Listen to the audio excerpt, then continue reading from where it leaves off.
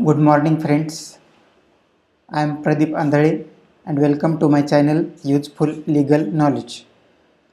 मित्रांनो, आज मी तुम्हाला एक JMFC एक्झामच्या पॉइंट ऑफ व्ह्यूने महत्त्वपूर्ण टॉपिक एव्हिडन्स ॲक्ट मधील महत्त्वपूर्ण टॉपिक ओरल एव्हिडन्स आणि डॉक्युमेंटरी एव्हिडन्स याविषयी माहिती सांगणार आहे. This topic is important from the point of view of JMFC preliminary examination and also JMFC mains. आत्ताच काही दिवसांपूर्वी JMFC प्रिलिमिनरी एक्झाम झालेली आहे. त्या एक्झाममध्ये सुद्धा याविषयी क्वेश्चन विचारला गेलेला होता. तर JMFC प्रीमध्ये आत्ताच जी एक्झाम झाली त्यामध्ये अनेक गोष्टींचे सेक्शन नंबर सुद्धा विचारले गेले होते. तर आपल्याला सेक्शन नंबर लक्षात ठेवणे हे सुद्धा गरजेचं आहे. तर हे ओरल एव्हिडन्स आणि डॉक्युमेंटरी एव्हिडन्स यांचे सेक्शन नंबर हे फार सोपे आहेत आणि इझी आहेत लक्षात ठेवण्यासारखे. तर आपण हे सेक्शन नंबर लक्षात ठेवायला पाहिजेत. तर oral evidence is given under section 59 and 60 of the Indian evidence act and the documentary evidence is provided from section 61 onwards. म्हणजे ओरल एव्हिडन्स सेक्शन 59 आणि 60 मध्ये ओरल एव्हिडन्स विषयी माहिती दिलेली आहे आणि डॉक्युमेंटरी एव्हिडन्स विषयी माहिती सेक्शन 61 पासून पुढे दिलेली आहे. आणि सेक्शन 62 मध्ये प्रायमरी एव्हिडन्स म्हणजे काय हे दिलेलं आहे आणि सेक्शन 63 मध्ये सेकंडरी एव्हिडन्स विषयी माहिती दिलेली आहे. तर आपल्याला हे सेक्शन नंबर सुद्धा लक्षात ठेवणं गरजेचं आहे. So now we will discuss about section 59. So firstly we will discuss the general about the evidence act. तर एखादी घटना घडलेली असेल तर ती घटना आपण कोर्टामध्ये कशी सिद्ध करू शकतो. एखादी मर्डर केस असेल, एखादी चोरीची केस असेल, एखादी सिव्हिल केस असेल, एखादी प्रॉपर्टीविषयी केस असेल, तर या सर्व केसेस आपण कोर्टामध्ये कशा प्रकारे सिद्ध करू शकतो. तर हे केसेस कशा प्रकारे सिद्ध करायच्या, कोणती गोष्ट कशी सिद्ध करायची, या सर्व गोष्टी इंडियन एव्हिडन्स ॲक्टमध्ये दिलेल्या आहेत. त्यामुळे आपल्याला इंडियन एव्हिडन्स ॲक्ट अभ्यास करणं महत्त्वाचं ठरतं. एक्झाम पॉईंट ऑफ व्ह्यूने सुद्धा हा ॲक्ट खूप महत्त्वाचा आहे आणि प्रॅक्टिसमध्ये सुद्धा Indian evidence act is very important. So evidence is mainly divided in two parts. First is oral evidence and second is documentary evidence. So oral evidence is provided in section 59. So section 59 provides that all facts except the contents of documents or electronic records may be proved by oral evidence. म्हणजे section 59 मध्ये general rule सांगितलेला आहे की सर्व घटना ह्या oral एव्हिडन्सने सिद्ध केल्या जाऊ शकतात. फॉर एक्झाम्पल, एखाद्या व्यक्तीचा मर्डर झालेला आहे तर त्या दुसऱ्या व्यक्तीने एखादा विटनेस आहे आणि तो मर्डर होताना जर पाहिलेला असेल तर ते मर्डर ओरल एव्हिडन्सने तो मर्डर सिद्ध केला जाऊ शकतो. तर हे सेक्शन 59 मध्ये दिलेलं आहे. बट हे जनरल रूलला त्याच सेक्शनमध्ये एक्सेप्शन दिलेलं आहे की all facts may be proved by oral evidence. म्हणजे कोणतीही घटना ओरल एव्हिडन्सने सिद्ध केली जाऊ शकते, परंतु त्याला एक्सेप्शन आहे, except the contents of documents or electronic records. म्हणजे एखाद्या डॉक्युमेंट असेल आणि त्या डॉक्युमेंटचे कंटेंट्स म्हणजे त्या डॉक्युमेंटमध्ये काय दिलेलं आहे तर हे आपण ओरल एव्हिडन्सने सिद्ध करू शकत नाही. त्यासाठी आपल्याला ते डॉक्युमेंट सिद्ध करण्यासाठी आपल्याला ते डॉक्युमेंटच प्रोड्यूस करावं लागेल. मग त्या डॉक्युमेंटलाच डॉक्युमेंटरी एव्हिडन्स मध्ये ती घटना येईल.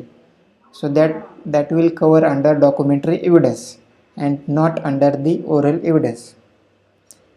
So this is about the section 59. Section 60 provides that oral evidence must be direct.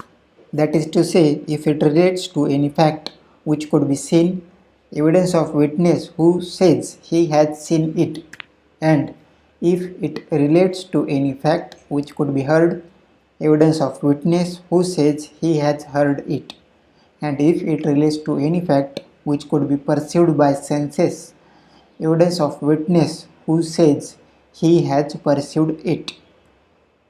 म्हणजेच सेक्शन 60 मध्ये दिलेलं आहे की ओरल एव्हिडन्स हा डायरेक्ट पाहिजे. म्हणजे ज्या व्यक्तीने एखादी घटना घडताना पाहिलेली असेल, तर ज्या विटनेसने ती घटना घडताना पाहिलेली आहे, तर त्याच व्यक्तीने ती घटना पाहिलेली आहे असं कोर्टात येऊन सांगितलं तर ते ओरल एव्हिडन्स ॲडमिसिबल होतो. आणि तो ओरल एव्हिडन्स डायरेक्ट एव्हिडन्स असा मानला जाईल. किंवा एखाद्या व्यक्तीने एखादी घटना घडताना ऐकलेली की अशी घटना एखाद्याला मारहाण झालेली असेल, तर मारहाण होतानाचा त्याने आवाज ऐकलेला असेल, तर ज्या व्यक्तीने ती ऐकलेली घटना घडताना आणि त्यानेच कोर्टात येऊन सांगितलं की अशी घटना घडताना मी ऐकलेली आहे, तर that will be the direct evidence, direct oral evidence, and it will be admissible. So section 60 provides for general rule, that is general rule is that oral evidence must be direct. oral evidence द्यायचा असेल तर तो direct पाहिजे, and hearsay evidence is not admissible. तर एखाद्या व्यक्तीने murder होताना पाहिलेला असेल आणि त्या व्यक्तीनेच कोर्टात येऊन सांगितलं की मी मर्डर होताना पाहिलेला आहे, तर हा झाला डायरेक्ट एव्हिडन्स आणि हा कोर्टामध्ये ॲडमिसिबल आहे. पण हिअरसे एव्हिडन्स कोर्टामध्ये ॲडमिसिबल नाही. तर हिअरसे एव्हिडन्स म्हणजे काय, तर आपण हे एक्झाम्पल मार्फत एका समजू. समजा ए या व्यक्तीचा मर्डर झालेला आहे आणि बीने तो मर्डर होताना पाहिलेला आहे, आणि बीने हा मर्डर झालेला पाहिलेली गोष्ट सीला सांगितली की मी एचा मर्डर होताना पाहिलेला आहे, आणि सीने कोर्टात येऊन सांगितलं की मला बीने सांगितलं आहे की त्याने एचा मर्डर होताना पाहिलेला आहे, तर हा झाला हिअरसे एव्हिडन्स. तर हा हिअरसे एव्हिडन्स कोर्टामध्ये ॲडमिसिबल नाही. So this is the general rule is that hearsay evidence is not admissible. पण ह्या जनरल रूलला काही एक्सेप्शन्स आहेत. The exceptions are the doctrine of res gestae, means facts forming the same transaction, then admission and confession. These are also the exceptions to that hearsay evidence is not admissible to this general rule. This dying declaration is an exception, and it is, though it is hearsay, it is admissible. Now we will discuss about the documentary evidence. The concept of documentary evidence is also very important from the point of view of jmfc examination. The documentary evidence is again divided in two parts, that is primary evidence and secondary evidence. So documentary evidence, section 61. Section 61 provides that the contents of documents may be proved either by primary or by secondary evidence. So what is primary evidence, what is secondary evidence? So the primary evidence is provided under section 62. So it is important to remember the section number also. So the 61 provides for the contents of documents may be proved either by primary or by secondary evidence, and section 62 provides that what is primary evidence. So now we will discuss about section 62. So the section 62 provides that primary evidence means the document itself produced for the inspection of the court. तर primary evidence म्हणजे काय आहे की जे document आहे ते जे original document आहे ते ओरिजिनल डॉक्युमेंट कोर्टामध्ये प्रोड्यूस करणे for the inspection of court. तर त्या एव्हिडन्सलाच प्रायमरी एव्हिडन्स म्हणलं जातं. फॉर एक्झाम्पल, एखादी सिव्हिल केस असेल आणि त्यामध्ये आपल्याला एखाद्याची कास्ट कोणती आहे हे सिद्ध करायचे असेल, तर ते कोणती कास्ट आहे हे सिद्ध करण्यासाठी त्याला ओरिजिनल कास्ट सर्टिफिकेट कोर्टामध्ये सादर करावं लागेल. आणि तेव्हा तो व्यक्ती जेव्हा ओरिजिनल कास्ट सर्टिफिकेट कोर्टाच्या इन्स्पेक्शनसाठी प्रोड्यूस करेल तर त्यावेळेस त्या ओरिजिनल कास्ट सर्टिफिकेटला प्रायमरी एव्हिडन्स म्हटलं जाईल. सो द प्रायमरी आणि ते जे कास्ट सर्टिफिकेट आहे, that original caste certificate is known as primary evidence. Now we will discuss about secondary evidence. The secondary evidence is provided under section 63 of the Indian Evidence Act. Section 63 provides that secondary evidence means and includes, म्हणजे secondary evidence कोणकोणते आहेत ते section 63 मध्ये दिलेलं आहे. The certified copies of the public documents are secondary evidence.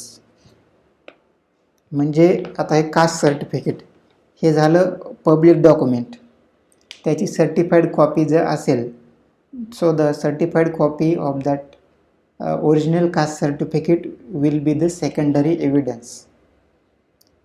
Okay, so the certified copies of the public documents are known as secondary evidence. Then, copies made from the original by mechanical process are also known as secondary evidence. म्हणजे एखादं आता caste सर्टिफिकेटच असेल तर हे झालं original आणि याची जर झेरॉक्स आपण जी झेरॉक्स काढतो, so that is the copy made from mechanical process. So the xerox of that caste certificate is known as that will be the secondary evidence. Then copies made from or compared with the original. म्हणजे एखादं book असेल, त्या बुकचे जे copies असतील, एखादं original किंवा एखादं ओरिजिनल डॉक्युमेंट असेल आणि त्याचे जे कॉपीज एका डॉक्युमेंटच्या 4-5 कॉपीज असतील आणि ती कॉपी म्हणजे सेकंडरी एव्हिडन्स होईल.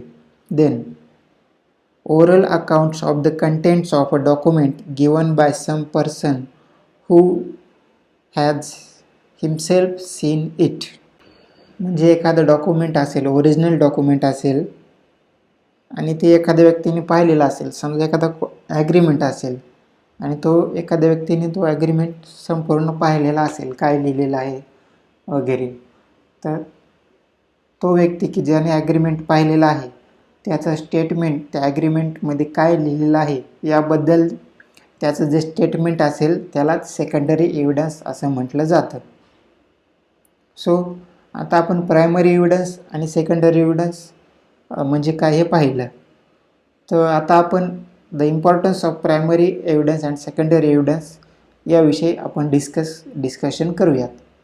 तर सेक्शन 64 मध्ये आपल्याला या प्रायमरी एव्हिडन्स आणि सेकंडरी एव्हिडन्सच्या इम्पॉर्टन्स किती प्रमाणात प्रायमरी एव्हिडन्स इम्पॉर्टंट आहे, किती प्रमाणात सेकंडरी एव्हिडन्स इम्पॉर्टंट आहे याविषयी माहिती पाहू. So section 64 provides that documents must be proved bye primary evidence accept in the cases hair in after mentioned. म्हणजे सेक्शन 64 मध्ये काय दिलेलं आहे की जर एखादं डॉक्युमेंट प्रूव्ह करायचं असेल, कोर्टामध्ये एखादं डॉक्युमेंट सिद्ध करायचं असेल तर that document must be proved bye primary evidence.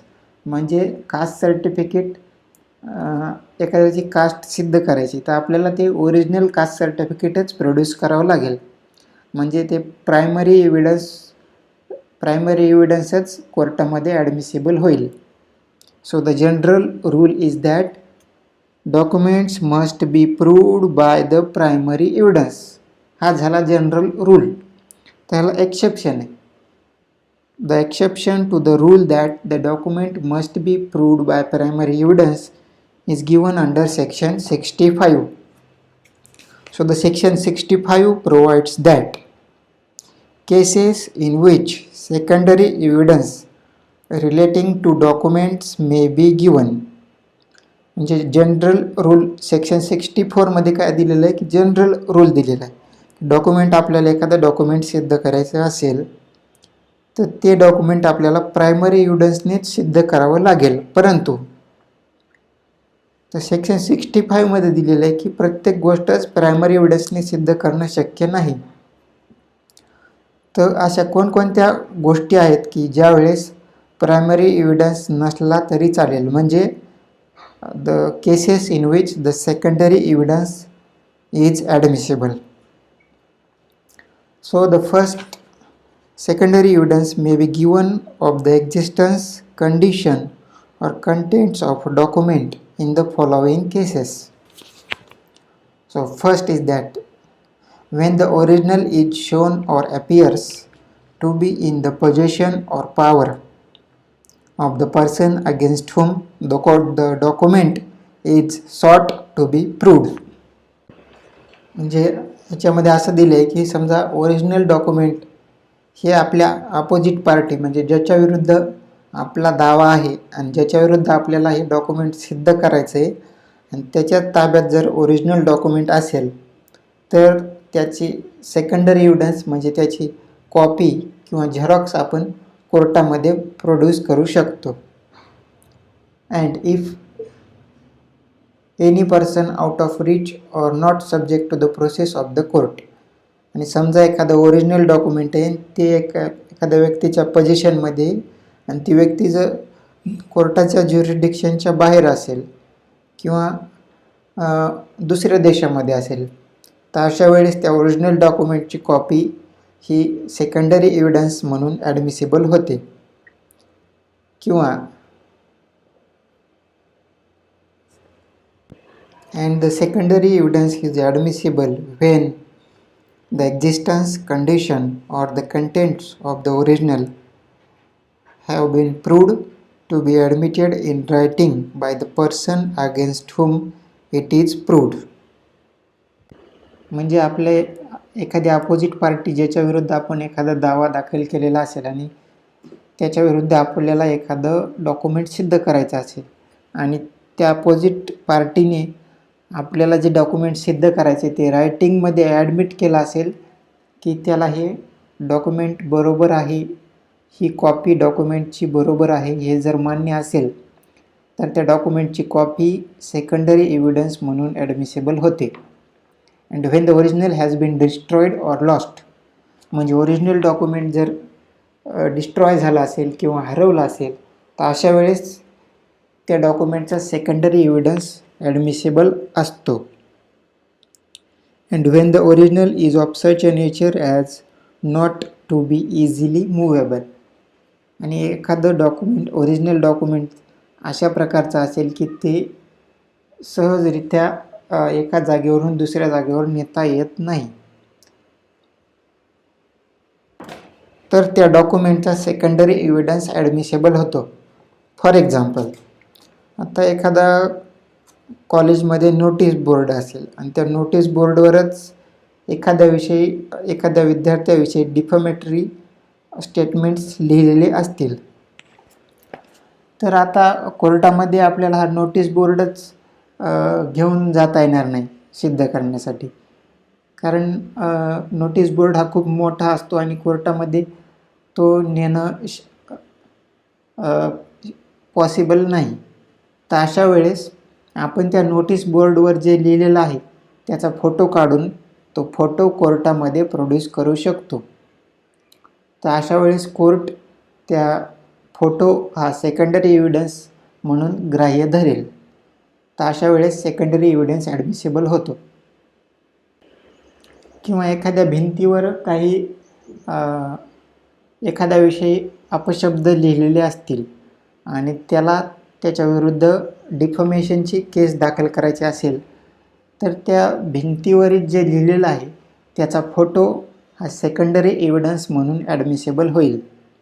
तर जे भिंतीवर जे लिहिलेलं आहे तर that is primary evidence and that is not possible to produce in court. So for that reason the photograph of that primary evidence, the photograph would be the secondary evidence and that will be admissible in court. कोर्टामध्ये कसं आहे, आपण कायदा हा common सेन्सवर आधारित आहे. आपण कोणत्याही कायदा हा आपल्याला एखादी गोष्ट बरोबर कशा प्रकारे बरोबर वाटते आपल्या मनाला, आपल्या कॉमन सेन्सला, तर या गोष्टींवर आधारितच कायदा बनवलेला आहे. तर आता हे डॉक्युमेंट भिंतीवर जे लिहिलेलं आहे, तर आपण कायद्यामध्ये काय वाचतो की एखादी गोष्ट सिद्ध करायची असेल तर प्रायमरी एव्हिडन्सने सिद्ध करायला पाहिजे. तर आता हे भिंतीवर लिहिलेलं ते भिंत कोर्टामध्ये नेणं हे शक्य नाही. This is not possible. So this is common sense that we can take a photograph of that thing and we can produce in the court. So this will be secondary evidence, and this is also provided in the law itself. The common sense वापरून आपण हे समजू शकतो. तर प्रत्येक गोष्टीत कायदा जशाला तसा आपण कायद्यात दिलेलं आहे, म्हणून आपण घाबरण्याचं कारण नाही. तर कायद्यामध्ये अशा अनेक गोष्टी ते जनरल रूल म्हणून दिलेले असतात आणि त्याला काही एक्सेप्शन्स असतात. तर त्याप्रमाणे हे एक्सेप्शन्स आहेत. Then secondary evidence is admissible when the original is a public document.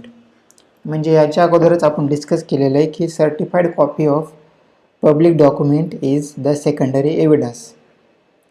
तर जर ओरिजिनल डॉक्युमेंट हे पब्लिक डॉक्युमेंट असेल तर त्याची सर्टिफाईड कॉपी ही सेकंडरी एव्हिडन्स म्हणून कोर्टामध्ये सादर करता येते. आपण मागवाचंच एक्झाम्पल घेऊ की caste certificate is a public document. तर त्याची आपल्याला सर्टिफाईड कॉपी जर आपण कोर्टामध्ये दाखल केली तर that is admissible as a secondary evidence. Then, when the original is a document of which a certified copy is permitted by this Act or by any other law in force in India. म्हणजे एखाद्या आणखी दुसऱ्या एखाद्या कायद्यामध्ये असं दिलेलं असेल की या डॉक्युमेंटची सर्टिफाईड कॉपी कोर्टामध्ये मान्य असेल तर त्यावेळेससुद्धा त्या डॉक्युमेंट ओरिजिनल सादर करण्याची आवश्यकता नाही, त्याची सर्टिफाईड कॉपी ही ॲडमिसिबल होते. And secondary evidence is admissible when the original consists of numerous accounts or other documents which cannot conveniently be examined in court and the fact to be proved is the general result of the whole collection. म्हणजे एखादी गोष्ट सिद्ध करायची ती घटना एखादी मोठा concept आहे की जो 400-500 पेजेसचा तो कन्सेप्ट आहे. तर कोर्ट हे सर्व 400-500 पेजेस कोर्टाला एवढा वेळ नाही. तर कोर्ट त्यावेळेस काय करतं, एखादी कमिटी किंवा एक्सपर्ट ते सर्व डॉक्युमेंट्स पाहतात. ती कमिटी सर्व डॉक्युमेंट्स चेक करते आणि त्या 400-500 जे डॉक्युमेंट्स आहेत त्यांचा जे अभ्यास करून जे रिझल्ट आहे शॉर्टमध्ये तो कोर्टात सादर केला जाऊ शकतो. तर ते 400-500 डॉक्युमेंट्स काय झाले, प्रायमरी एव्हिडन्स. आणि त्यांचा जो रिझल्ट कमिटीने जो अभ्यास करून बनवलेला आहे शॉर्टमध्ये तर तो झाला सेकंडरी एव्हिडन्स. तर अशा वेळेस तो सेकंडरी एव्हिडन्स कोर्टामध्ये ॲडमिसिबल होतो असं सेक्शन 65 मध्ये दिलेलं आहे. So in this way we will summarise what we have discuss today. So we have discuss about the main types of evidence. The evidence is mainly divided in two types, that is oral evidence and documentary evidence. Oral evidence is provided in section 59 and 60 and documentary evidence is provided from section 61 onwards. Documentary evidence is again divided in two parts, that is primary evidence and secondary evidence. And section 64 provides that documents must be proved by primary evidence except in the cases given under section 65. Section 64 मध्ये दिलेलं आहे की document फक्त primary एव्हिडन्सनेच सिद्ध केलं पाहिजे, परंतु त्याला काही एक्सेप्शन्स आहेत आणि ते एक्सेप्शन्स सेक्शन 65 मध्ये दिलेले आहेत. ते आत्ताच आपण डिस्कस केलेले आहेत. So in this way this is an important topic from the point of view of JMFC exam preparation. तुम्ही हा टॉपिक व्यवस्थित अभ्यास केला पाहिजे, स्वतः वाचून पाहिलं पाहिजे, स्वतः आपल्या कॉमन सेन्सने हे टॉपिक अंडरस्टँड करून घेतला पाहिजे. तर हा परीक्षेच्या दृष्टीने फार इम्पॉर्टंट टॉपिक आहे आणि प्रॅक्टिसच्या दृष्टीने सुद्धा फार इम्पॉर्टंट टॉपिक आहे. So I hope you would have like this video. If you like this video, subscribe to my channel useful legal knowledge. आणि तुम्हाला आणखीन असे महत्त्वपूर्ण व्हिडिओ पाहायचे असतील, JMFC एक्झामवर एखाद्या टॉपिकवर तुम्हाला व्हिडिओ पाहायचा असेल तर तुम्ही कमेंटमध्ये तसं टाका की या टॉपिकविषयी आम्हाला माहिती पाहिजे, तर मी नक्कीच त्या टॉपिकविषयी व्हिडिओ बनवून टाकेल. तुम्ही कमेंटमध्ये काही तुम्हाला व्हिडिओ कन्सेप्ट क्लिअर नसेल तर त्याविषयी सुद्धा क्वेश्चन्स विचारू शकता. I will happy to help you and guide you in this preparation of exam. Thank you.